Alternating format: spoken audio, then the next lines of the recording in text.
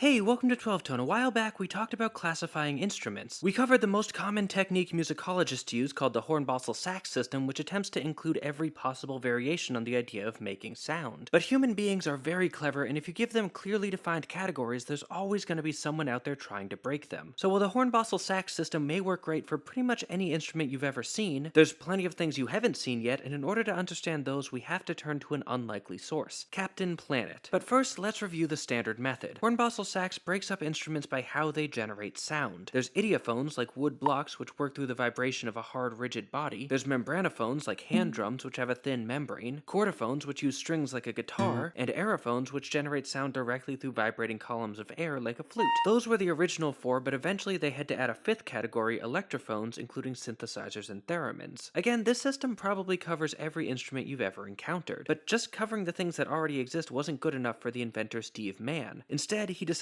to focus on the states of matter that the instruments used, leading to a new field of elementary organology, with 5 categories that should be immediately familiar to fans of 90s environmentalist cartoons. The first group are the Gaiaphones, or earth sounds. These were any instrument that made sound through the use of solid objects, including the idiophones, the chordophones, and the membranophones. So, like the majority of all instruments ever. Gaiaphones weren't that interesting to man because they'd already been thoroughly explored by instrument makers of the past. They were too easy. The other element we were already using was wind, which are the aerophones we talked about earlier. These include brass and woodwind instruments, and while Mann's paper mentions other options including the pneumatophone, where the player blocks certain paths with their fingers in order to direct compressed air onto differently tuned membranes, it's not his focus either. Where things get really interesting is with water. Mann outlines a couple different instruments here. The first one, called the hydraulophone, plays very similarly to the pneumatophone but with streams of water instead of air. These are sometimes set up in public places where the constantly flowing water creates a self-cleaning instrument for children to play with, and variations include underwater installments, hot tubs for cold weather playing, and a double-reeded version which is delightfully called the H2 oboe. Another liquid-based instrument Mann proposes is the posithophone, which is a series of cups each filled with water. The instrument is played by dipping your fingers into the cups, creating ripples that are then picked up by underwater microphones. Each cup is tuned to a specific frequency, much like a pipe organ, but the nature of the instrument means that you can only play very low sounds naturally. Cups tuned higher are too small to fit your fingers into. As such, positophones are often processed digitally, amplifying higher frequencies so the sounds can be heard. And then we come to fire, or more accurately, plasma. These include some of the more direct electrophones like Tesla coils, and Mann proposed quite a few more with awesome names like the xenophone and the rectifier, but I'd like to focus on one, the transcutaneous electrical sounding linear array for keyboard-like electrically yielded sound, or if you prefer acronyms, the Tesla keys. And yes, he had to use the word electrical twice in order to make that work. Anyway, Tesla keys are a series of spark gaps where charges build up on one side and try to jump to the other. They're designed to be slightly too large though, so nothing happens, at least not until you stick your finger in it. Your body is a much better conductor than the air around it, so as soon as you get close enough, the spark jumps through you to the other side with a loud bang, and with careful control of the electrical charge, you can tune that bang to whatever pitch you want. Mann used resistors in order to keep the current low enough to avoid pain, so be careful building one of these at home. So we've got earth, fire, wind, and water, but as I'm sure you're aware, you can't summon Captain Planet without the final element, heart, and Mann has us covered here too. Well, he calls it information, and the instruments are called quintophones, but I'm sure we can all agree it's the same idea. Anyway, quintophones are instruments that don't generate physical sound. A classic example is the microphone, which takes a physical input and turns it into digital information. More generally, the quintophones include anything that attempts to replicate raw data as sound, including more abstract electrophones like the theremin and the synthesizer. In both cases, the actual sound is generated by a physical speaker, but the source is an electronic signal. This brings us to Mann's other important idea, separating the input mechanism from the output. Many instruments combine different techniques. For instance, in the Hornbostel sax system, the piano is considered a chordophone because the actual sound is made by vibrating strings, but it's played by striking rigid keys like an idiophone. Likewise, Mann proposed many variations of his instruments that utilize different elements in concert. The positoplasmaphone, for instance, is played like a normal posithophone, but all the cups are the same size, and the actual sound is made by high-voltage plasma currents running through the containers. Mann appreciated the idea of physicality, and he wanted to create instruments that allowed the player to directly experience the events that led to sound creation. His whole paper is linked in the description, and he outlines many more fascinating instruments in it, so if you've stuck around for this long, I highly recommend you check it out. Anyway, thanks for watching. If you want to help make these videos possible, please consider supporting 12 Tone on Patreon or checking out our store. You can also join our mailing list to find out about new episodes, like, share, comment, subscribe, and keep on rockin'.